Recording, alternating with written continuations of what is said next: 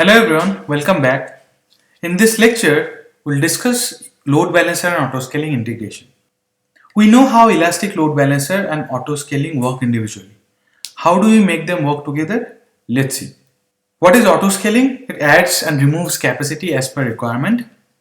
Load balancer distributes incoming traffic evenly across all the EC2 instances running under it.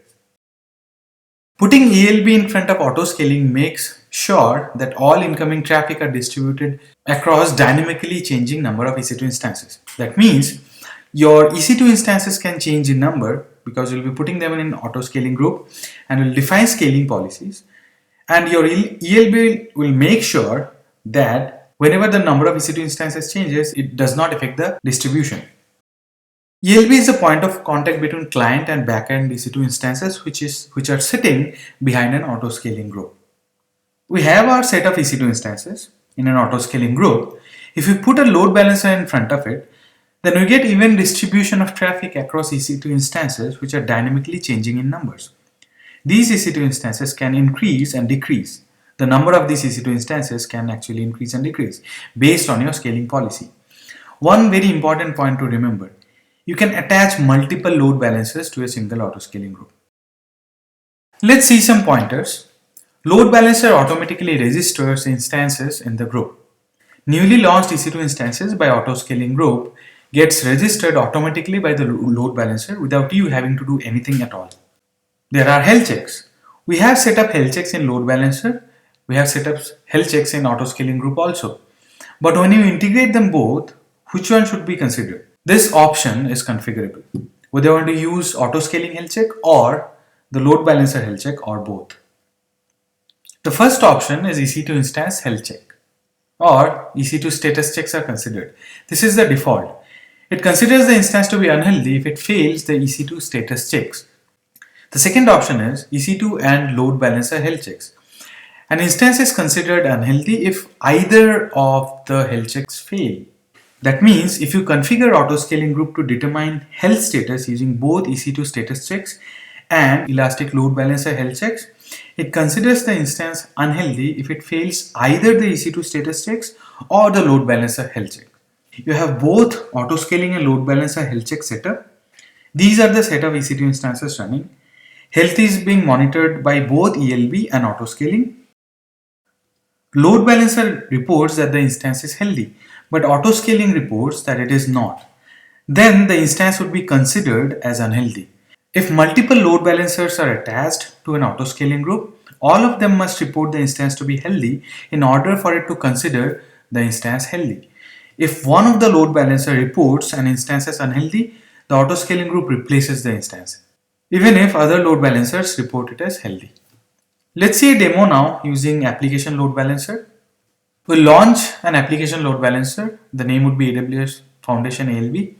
We'll create launch configuration and autoscaling group with these names. We'll attach the load balancer with an autoscaling group. After the load balancer is attached to an autoscaling group, we'll see that the instances are automatically registered. For application and network load balancer, instances are registered as targets in a target group.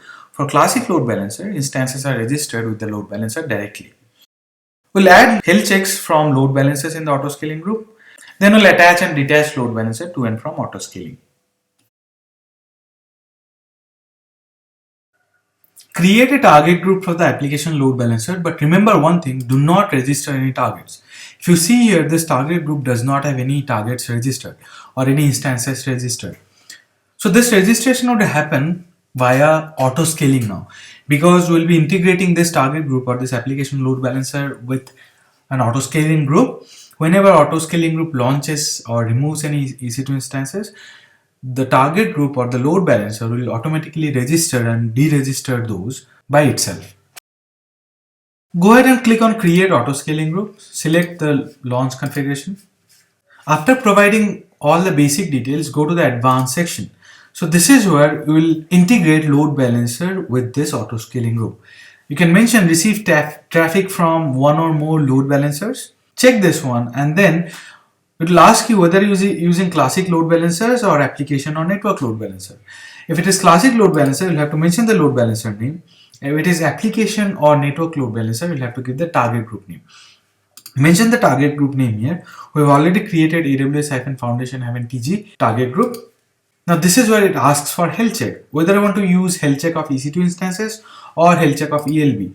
If you select health check of Elastic Load Balancer, health check of both ELB and EC2 are considered.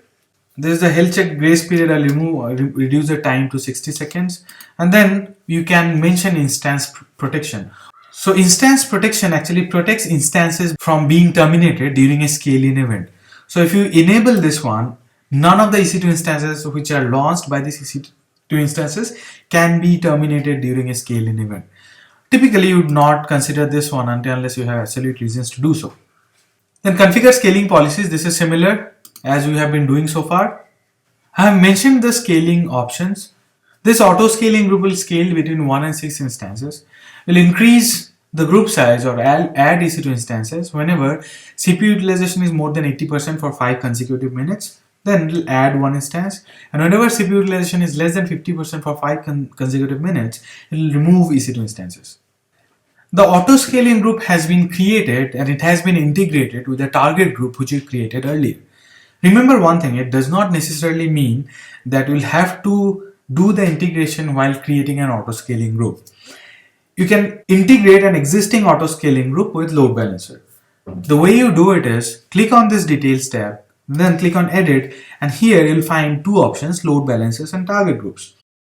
If you want to integrate this auto scaling group with a classic load balancer, then you'll have to mention the load balancer here.